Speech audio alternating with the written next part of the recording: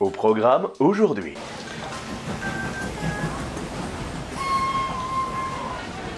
Ce film est un chef-d'œuvre. L'arrivée d'un train en gare de la Ciotat se passe dans une petite gare du sud. Tu vas vraiment faire un épisode complet sur ce film? Bien sûr, c'est un classique du 7e art, un des tout premiers films de l'histoire du cinéma. Et pas réalisé par n'importe qui, monsieur. Par les frères Lumière, en personne. Les papas du cinéma. Vous pourrez dire ce que vous en voulez, mais ce ne sont pas deux demi-tranches de jambon. Ce qui, à la réflexion, en ferait une tranche complète. Il a plus de 100 ans, ça va intéresser personne. Je suis prêt à prendre le risque, car je sais au fond de moi que notre public est d'une grande qualité.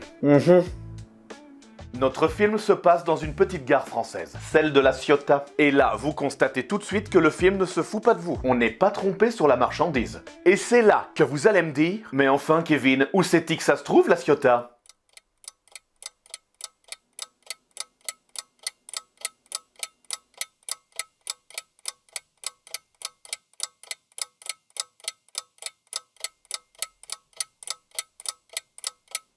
Mais enfin, Kevin, où c'est-il que ça se trouve, la Ciotat?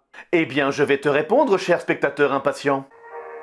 La Ciotat est une charmante petite commune qui se situe à une douzaine de kilomètres de Cassis, dans les Bouches-du-Rhône. Et elle se trouve pile poil sur la ligne SNCF qui relie Marseille à la frontière italienne. Donc, imaginons. Vous jouez à la Non, pétanque c'est pas avec vrai. nous en buvant du Ricard. Le point!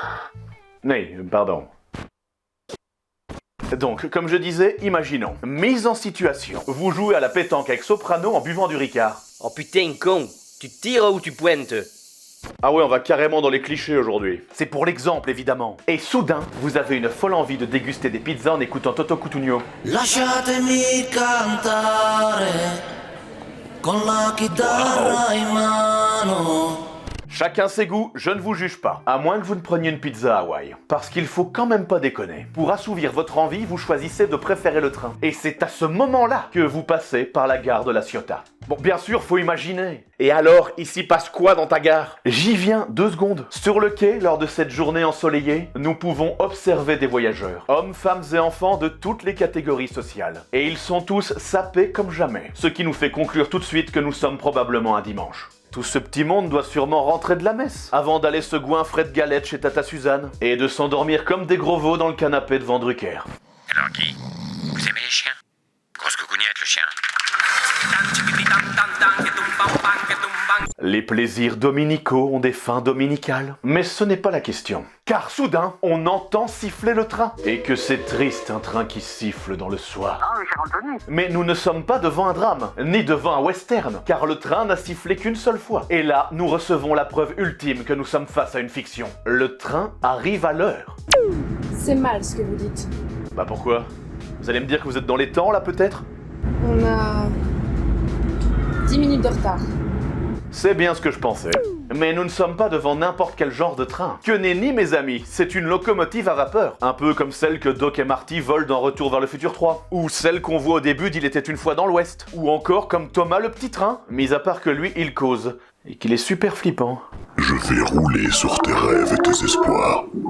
Oh. Non mais c'est bon, je crois que tout le monde sait ce qu'est une locomotive à vapeur. Non mais c'est parce qu'il y a des jeunes qui nous regardent. Bien sûr, la jeunesse a dû cliquer en masse pour entendre parler d'un film qui date de la fin du 19e. Bien sûr. Et ils vont commenter la vidéo, la partager et la faire tourner comme un soleil. Mais bien sûr. Et c'est alors que le train s'arrête. Ce qui, vous l'avouerez, est quand même plus simple pour les usagers. Bah ouais, sinon c'est dangereux. Sauf si tu t'appelles Tom Cruise, bien évidemment. S'il peut le faire sur un avion, il peut aussi le faire sur un train. Titre. Mais ça marche même pas. T'es un rabat-joie, toi.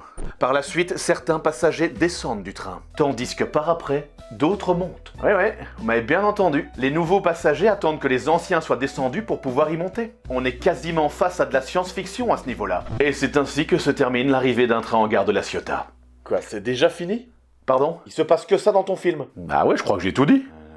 Le train arrive, les gens montent et descendent. Non, j'ai rien oublié. Bon, après, il faut dire aussi que le film ne dure que 50 secondes. 50 secondes?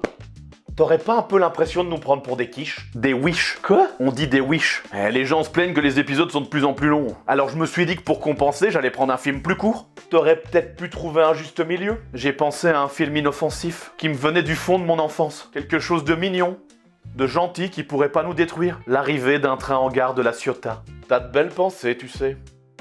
Pour le prochain épisode, t'as prévu quoi? Alors, je m'étais dit que je ferais bien un autre classique, l'arroseur arrosé. Et vous allez voir, il est vachement drôle parce que c'est l'histoire d'un arroseur qui se fait arroser. Tu l'as déjà vu? Non, mais j'imagine. Vous inquiétez pas, on va en discuter. Tu nous fais ta conclusion? Ma conclusion. Et tu sais bien, gna gna gna, c'était pas banal. Bon, je vous laisse, faut que j'aille recompter mes orteils. Ou une connerie du genre, quoi. Je fais ça, moi, à chaque épisode. La vache! L'arrivée d'un train en gare de La Ciotat, c'était pas banal. Bon, je vous laisse, mais n'oubliez jamais ce que disait le poète. En voiture, les voyageurs, la chenille part toujours à l'heure. Ah, c'est vrai que je fais toujours la même chose. Quand je te le dis.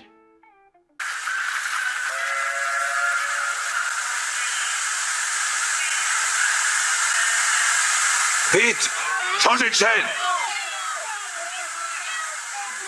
Évacuez le camp tout de suite!